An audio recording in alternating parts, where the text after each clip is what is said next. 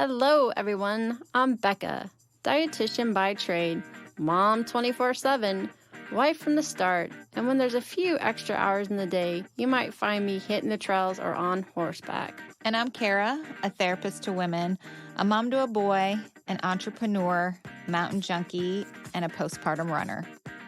And this is Fit for a Queen, a podcast that's devoted to the female athlete wanting to balance the teeter-totter of all the things we desire out of life as women. Performance, health, intellect, and taking time for self, even if we only get 1 minute out of the day. We're so excited to be bringing you the queens in the athletic world who have done just that. Okay, ladies, take a seat at your thrones, grab your crowns, and welcome to Fit for a Queen. Welcome back, Fit for a Queen. We have Hillary Allen on with us today, and her resume is extensive. So let me give you a little overview of who we're speaking with today. Hillary's career as an endurance athlete has not been straightforward. Through injury, setbacks, and unexpected challenges, Hillary's had to rethink what she considers impossible. Earlier in her career, Hillary earned the nickname Hillygoat when she proved her ability to run fast on steep technical mountain terrain, a style of running known as Skyrunning. Since then, she has raced all over the world, racking up wins and course records, establishing herself as one of the best mountain ultra runners in the world. In 2017, she had a life-threatening accident where she fell 150 feet off a ridge line during a Skyrace in Norway. She was told she would never run again. After several years of rehab and recovery, Hillary made a full recovery and returned to elite-level racing some of her longest and most challenging events post-accident. She maintains the belief that your best athletic days are ahead of you if you're willing to work hard for what you love. Hillary also studies and teaches science using her master's degree in neuroscience and physiology and structural biology. She is also a trail running coach and a gravel cyclist. I told you, an extensive resume. Hillary, thanks for being on today. Thanks so much for having me. Yes, great. Well, we love to hear our interviewees' history of how they came into the sport that they love. And for you now, it's ultra running and sky running, which is a bit intense. So can you tell me a little bit of your history as a runner and how you got into this sport? Yeah, so I really like that question. Mm-hmm. And I think for me, it's a little bit more involved. I wasn't always a runner. So I was a tennis player in college. I love hearing that. I know that runners were always like, well, I've always been a runner. So I love that already. Yeah. And so I played every sport when I was growing up, and I settled on tennis. I was athletic enough that I was able to kind of get a later start, and then I got a scholarship to play in college. I always had a knack for endurance sports and running, and it wasn't until I was in college that I started just running with the cross-country team and kind of doing more long runs with them.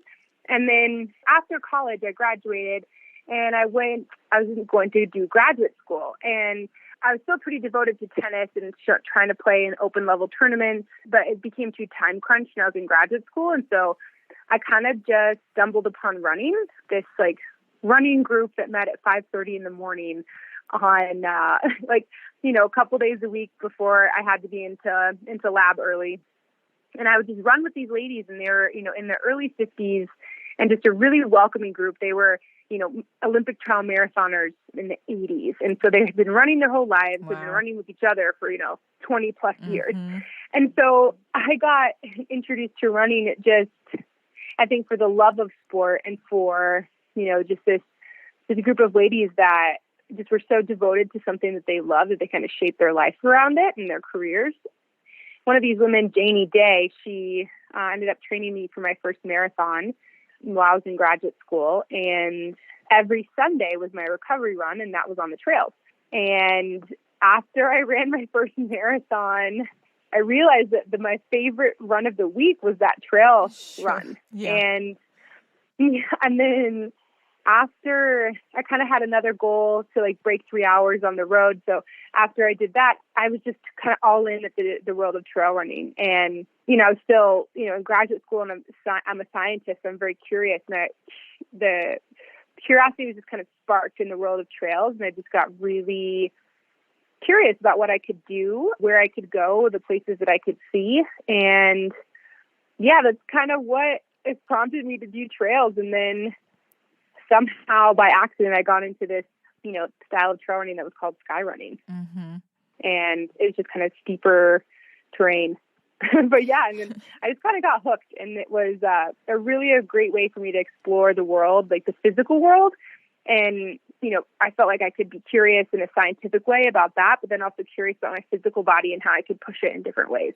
Sure. It definitely sounds like you like a challenge. Yeah. And I totally agree. There's something about like pounding the pavement of cement versus like, well, if I'm running, I might as well be in a pretty place. Yeah, exactly. I know. And that's what makes it more worth it. Absolutely. Well, I want to hear a little bit about, we're going to talk about the book, but a little bit about what the book is about. And for those that don't know about the accident you suffered in 2017, can you tell us kind of what occurred and then your recovery and rehab after that time and getting back to your sport that you love? Tell us a little bit about what happened. Yeah. So, it's so hard to, put into words distinctly, Sure. like, how to describe exactly what it's like to come back from a debilitating injury. But I was doing this thing called Skyrunning, and I was competing on this world circuit, racing all over the world. And during one of my races in the 2017, I was in Norway, and during that race is where I had fallen off of this ridge kind of halfway through the race. And so it's kind of like a tumbling of sorts, like hitting the mountain multiple times and falling a total of 150 feet and having someone on course come and rescue me. He was trained in mountain rescue, and so that was very fortunate.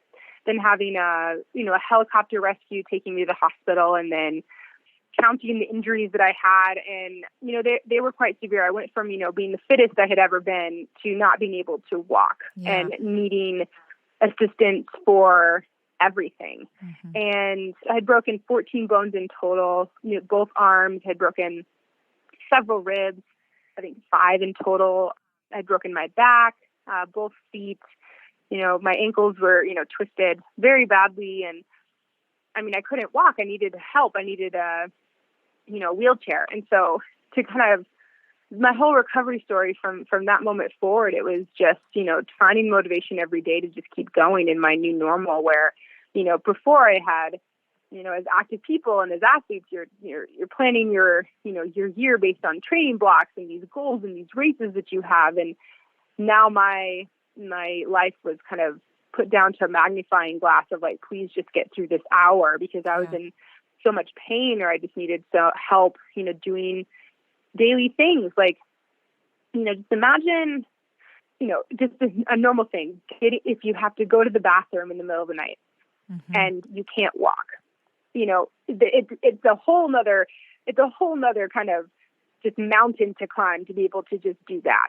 And simple things, right? Simple things that are, very personal and intimate, showering, things like this, cooking for myself. I couldn't do any of those things.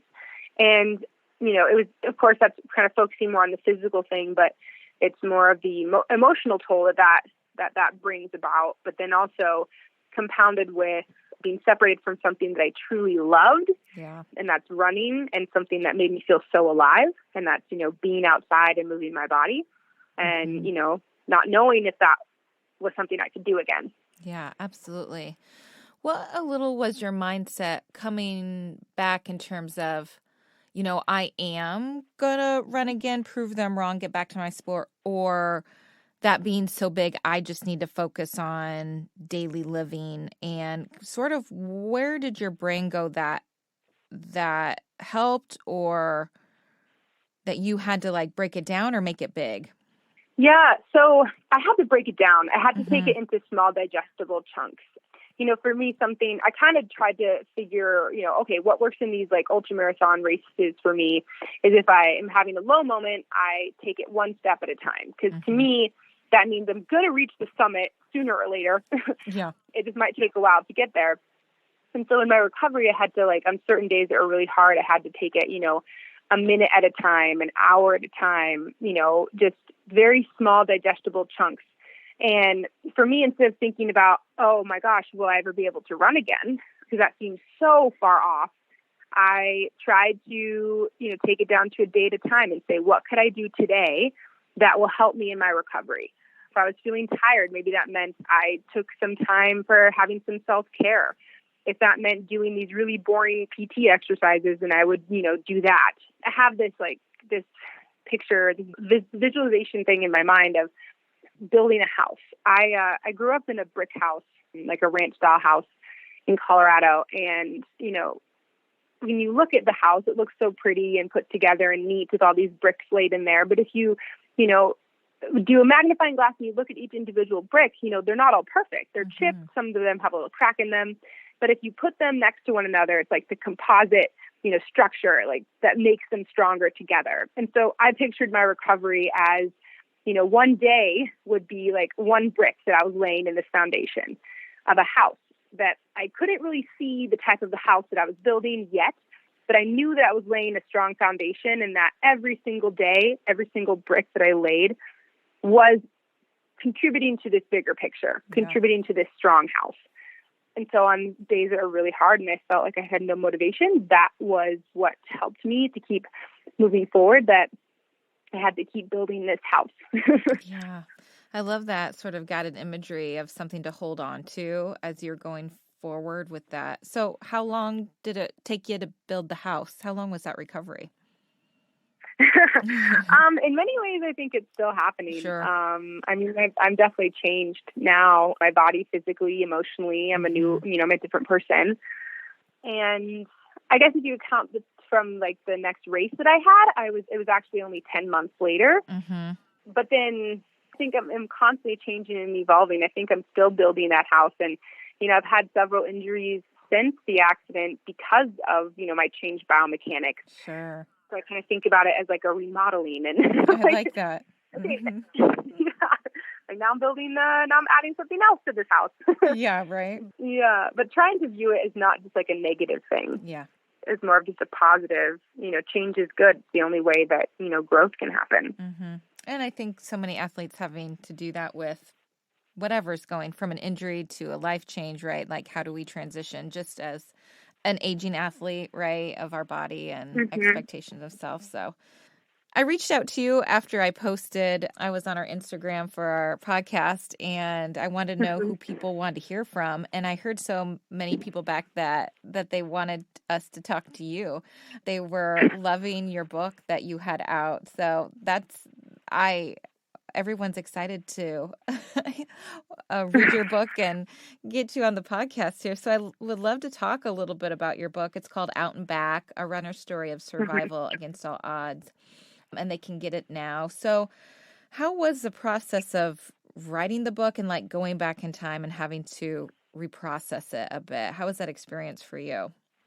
Yeah, so that's awesome. I'm so glad that people are enjoying it. And I'm so honored to be on the podcast. So so injuries are so hard. I feel like every athlete, every runner, no matter what level you are, everyone experiences them. And so for writing this book, I really wanted to create a community. I really wanted to create a space where people felt safe, to be honest with how hard injury is. And it's not always this like, return to greatness story or like this comeback story. And many people will say that that's, that was mine or that is mine. But, I also think it takes a lot of hard work and grit. And for me, it was really important to embrace all the negative emotions, the despair, the helplessness, the hopelessness, and to be honest with that. And the amount of support that I've received from, complete strangers to dear friends, encouraging that vulnerability in me was something that I really wanted to put out there to the, trail running community, but also greater running community in general, athletic community. I still feel it in many ways like the story, it's obviously my book Out and Back. It's not done. I mean, there's a lot of things that I left out, but it's my attempt to kind of, I like to think about it as just creating a community between the lines of, the words that I wrote, the stories that I tell and that I share, because I feel like my favorite part about reading is that I feel like I have a conversation with the author. Yeah. And so upon reading, their experiences, I get to insert my own, and I feel like I can relate to people. So that was my hope. And I feel like, running played an integral part of writing this book. And that process for me. I think it's like very creative. Yeah. I was surprised how much time I spent thinking about it on runs and actually writing. But yeah, I also feel like writing is a powerful tool. I mean, it's something that I come back to with my scientific background in neuroscience, you know, and, you know, if you want to remember something, you know, you write it down. You know, there's many scientific studies that show that. So for me, it was also just obviously very cathartic, like to write about the process is very important for me for the healing process as well. You talked a little bit about vulnerability. It's been kind of a theme that I'm thinking about, and that we're asking our, you know, the sports world too, of like the vulnerability of an athlete and telling their story, and especially coming from a world of sport that doesn't allow vulnerability, of this kind of like suck it up, no pain, no gain sort of world, that again, I think we're looking for realness and authenticity and vulnerability. So I think those are important topics to be talking about in the sport world and the running world too. I think there's a lot of that going on in that world as well. I think those are super important things to talk about. I know, like, even this year with, you know, the Olympics, and we've seen mental health as a topic of, you know, that's been at the center stage. And I think that, you know, it's not new, but it's a conversation I think that is new. And I think it takes people having the courage to kind of to say that.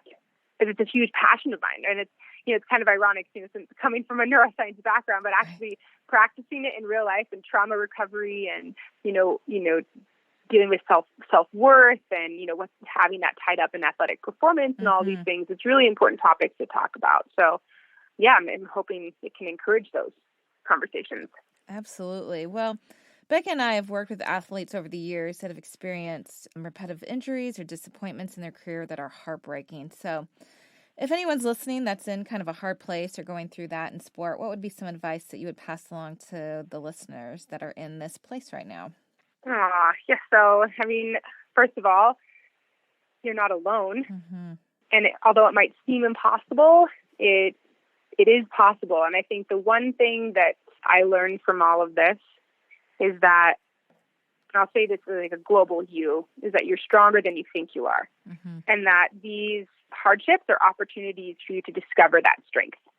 And that's kind of one of the most valuable things that I learned throughout my recovery and, you know, subsequent recoveries, that I wouldn't change it for anything, because I've learned so many things about myself. And, you know, I sometimes say this to myself when something hard, you know, comes up in life, because life is never easy. You know, I can say to myself with confidence that you got this. You know, I now know I'm confident that I have the strength to kind of get through anything. And I think hardships, no matter, you know, what size or shape they come in, are opportunities for us to discover these strengths. Absolutely. Hillary, I know this year and a half has been weird in the sport world. What have you been up to and doing and training for right now? What's been on your plate lately? Well, I literally started the season with an injury. So that was difficult, especially because that happened right when the book was coming out. And so, of course, you know, I had the opportunity to reread my own words and be confident that, okay, I can do this again. But again, so I kind of, you know, I embraced the suck, so to say. And I, you know, hunkered down in recovery with my team and the people near and dear to me. And I was able to heal, to embrace the world of gravel cycling, which I love so much, and, you know, shift my goals.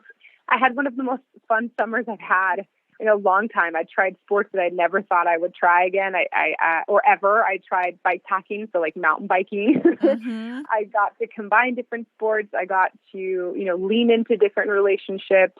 I even got to, you know, race a little bit. I just raced at a Broken Arrow Skyrace, one of my favorite races, actually. It was my first race post-injury in 2018. And I got to go back there this year in October because, I mean, silver lining for COVID, it was, you know, postponed to October instead of the usual springtime. So I was able to race it this year and, you know, enjoy with the community there. And then I have one more race on the schedule this year. And then, you know, it's kind of enjoying the off season and different sports for, you know, when the snow comes. So, and then it's been incredible engaging with the trail running community, the greater running community through these kind of book tours.